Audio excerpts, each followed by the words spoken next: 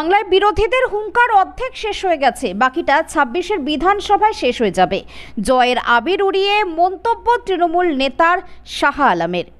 রাজারহাটের জ্যাংরা হাতিয়ারা গ্রাম পঞ্চায়েত জুড়ে এক বিজয় মিছিলের আয়োজন করা হয়। এই বিজয় মিছিল উৎসবের আকার নেয়। জ্যাংরা থেকে শুরু করে যাত্রাগাছি, গৌরাঙ্গনগর সহ সমস্ত পঞ্চায়েত এলাকায় পরিক্রমা করে সাধারণ মানুষকে জয়ের শুভেচ্ছা জানান। এই মিছিলের পুরোভাগে ছিলেন তৃণমূল নেতা শাহ আলম। সঙ্গে শত শত মহিলা কর্মী সহ অন্যান্য তৃণমূল কর্মীরা উপস্থিত ছিলেন। ফুল মিষ্টি আবিরে মুখরিত হয় গোটা এলাকা। মিছিল থেকে মমতা বন্দ্যোপাধ্যায় এবং অভিষেক বন্দ্যোপাধ্যায়ের জয়ধ্বনি দেওয়া হয়। সকলে একত্রিত হয়ে বিজয় মিছিল করতে বাধ্য হয়েছে।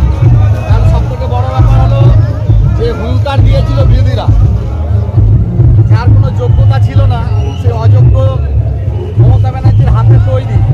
মমতা ব্যানার্জি ছত্রছায়া নিয়ে লালন পালন হয়েছে, হোস্টে মোস্টে পরিবারটাকে লালে লাল করে তুলেছে। ভিখারির একটা পরিবার, সেই পরিবারটা লালে লাল হয়েছে। এবং সুকান্ত যে নতুন রাজনীতিতে এসছে, দিলীপ ঘোষ, এরা কোনোদিনও বাংলার রাজনীতিতে ছিল না।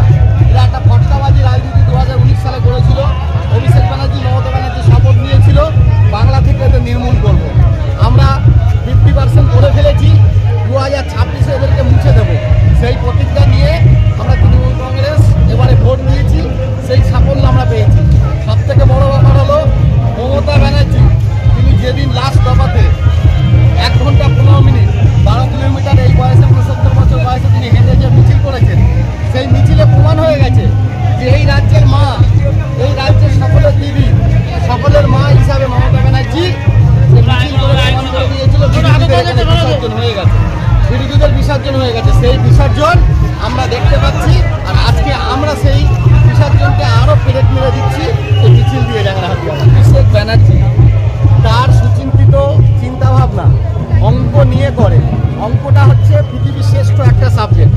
যে অঙ্ক বোঝে সে সব বোঝে। আমরা আবেগ নিয়ে, ধর্ম নিয়ে লাফড়াগিরি করে, বিভিন্ন রকম মিডিয়ায় থাকার জন্য কথা বলা, সেই উদ্দেশ্য নিয়ে কখনোই বলে না অভিষেক ব্যানার্জি। অভিষেক ব্যানার্জি যে কথা বলে সেটা অতি সত্য কথা। সেই সত্য কথাটা কি? তার ভিতরে ম্যাথ আছে, তার ভিতরে অঙ্ক আছে। সেই অঙ্ক আর ম্যাথ নিয়ে সে সমস্ত কথার উত্তর দিয়েছে। যার কারণে আজকে অভিষেক ব্যানার্জির প্রত্যেকটা কথা যোগ আর বিয়োগ করে যে সংখ্যা দাঁড়ায় সেটাই দাঁড়িয়েছে।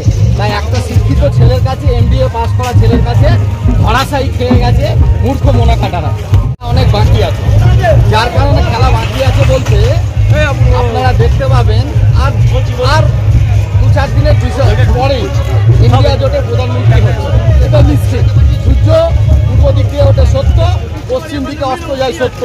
ইন্ডিয়া জোটের প্রধানমন্ত্রী হচ্ছে, এটা অতি সত্য।